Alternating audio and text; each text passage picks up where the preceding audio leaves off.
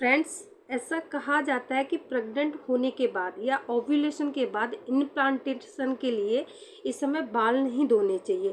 तो फ्रेंड्स, इसके पीछे की क्या सच्चाई है आज मैं आपको यही बताने वाली हूँ। इस वीडियो में मैं आपको यही बताऊंगी कि ये बात सच है या फिर झूठ है, इसके पीछे का क्या रहस्य, क्या तथ्य है।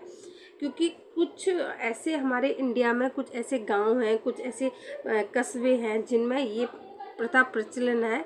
वो लोग बोलते हैं कि इस दौरान हमें बाल नहीं धोने चाहिए, इससे क्या क्या इफ़ेक्ट पड़ता है। तो फ्रेंड्स, आज की वीडियो में मैं इसी बात पर डिस्कस करने वाली हूँ। इसी टॉपिक पर मैं डिस्कस करूँगी। सिर्फ एक प्रचलन है, एक प्रथा है, या फिर इसके पीछे का कोई साइंटिफिक रीज़न भी है। तो hello guys, welcome back to my YouTube channel Shashi pregnancy tips. Friends, आपका मेरे चैनल पर बहुत बहुत स्वागत है।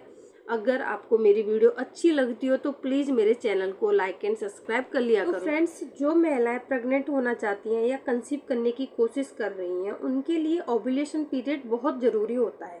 ओव्यूलेशन के बारे में या इससे जुड़ी कई तरह की बातें प्रचलित हैं, जैसे कि क्या ओव्यूलेशन के बाद बाल धोने का इम्प्लांटेशन पर कुछ असर पड़ता है। अगर आप भी प्रेग्नेंट होना चाहती हैं तो आपके लिए यह जानना और भी ज़्यादा ज़रूरी है कि ओव्यूलेशन के बाद बाल धोने का क्या असर होता है। फ्रेंड्स, हमारे देश में गर्भवती महिला के लिए कई तरह के रीति रिवाज प्रचलित हैं, कई मान्यताएं प्रचलित हैं, जिनमें गर्भधारण के बाद गोद भराई तक या ओव्यूलेशन के बाद बाल न धोने की सलाह दी जाती है। हालांकि ये मान्यताएं हैं, इनका कोई वैज्ञानिक प्रमाण नहीं होता है। ये भारत के कुछ गाँव में या फिर कहीं कुछ कस्बों में माना जाता है। वैसे तो पूरी इंडिया के अंदर, पूरी दुनिया के अंदर औरतें प्रेगनेंसी के दौरान नहाती भी हैं और बाल भी धोती हैं। तो इनका कोई साइंटिफिक रीजन नहीं है, ये सिर्फ एक धार्मिक मान्यता है जो भारत के कुछ ही हिस्सों में मानी जाती है। तो फ्रेंड्स, अब हम जानेंगे कि बाल धोना क्यों जरूरी है। तो हाइजीनिंग के लिए बाल धोना बहुत ज़रूरी है। अगर आप इसे लंबे समय तक बाल नहीं धोएंगी तो स्कैल्प पर धूल मिट्टी जम जाएगी और डैंड्रफ या फिर इन्फेक्शन की परेशानी हो सकती है। वैसे भी दुनिया भर में सभी महिलाएं प्रेगनेंसी में बाल धोती हैं, इसलिए इस तरह की मान्यता का कोई भी वैज्ञानिक प्रमाण नहीं है। तो फ्रेंड्स, यदि इस तथ्य में कोई सच्चाई होती तो इसे न मानने वाली महिलाओं पर बुरा असर इसका पड़ता, लेकिन ऐसा कुछ होता नहीं है। तो फ्रेंड्स, इस बात पर हमें ध्यान देने की ज़रूरत नहीं है, हमें इसको इग्नोर करना चाहिए। ये हमारे कुछ ही ऐसे गांव होते हैं या फिर कस्बे होते हैं जिनमें ये मान्यताएं हैं।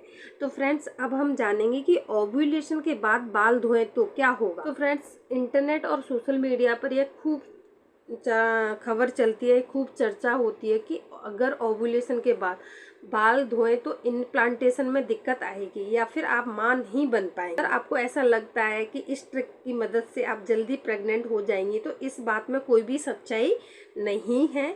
ज़्यादातर महिलाओं को यह पता नहीं होता है कि कब उनका ओव्यूलेशन हो रहा है या फिर किस दिन उनका इम्प्लांटेशन हुआ है।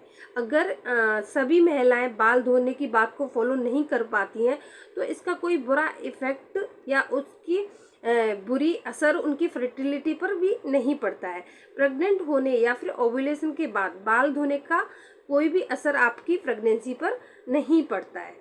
तो फ्रेंड्स, इस तरह के रीति रिवाजों और मान्यताओं को लेकर डॉक्टरों का भी यही कहना है कि इनका कोई वैज्ञानिक प्रमाण नहीं है और ये रीति रिवाज किस तरह से काम करते हैं या फिर कैसे बच्चा और माँ को प्रभावित करते हैं, इसका भी कोई विवरण नहीं है। तो फिर इस तरह की बातों को मानने की कोई भी आवश्यकता नहीं है। आपको इन सब चीज़ों को, इन रूलों को फॉलो नहीं करना है। कोई ज़रूरत नहीं है इस तरह के रूल फॉलो करने की। तो फ्रेंड्स, अगर आपके मन में भी ये सवाल उठते हैं कि अगर आप प्रेग्नेंट होने की कोशिश कर रही हैं तो फिर एक बार अपनी आपको गायनोकोलॉजिस्ट से आप संपर्क कर सकती हैं, उससे बात कर सकती हैं। इस बात में कोई भी प्रमाण में इसमें सच्चाई नहीं है कि बाल धोने से कोई इफेक्ट पड़ता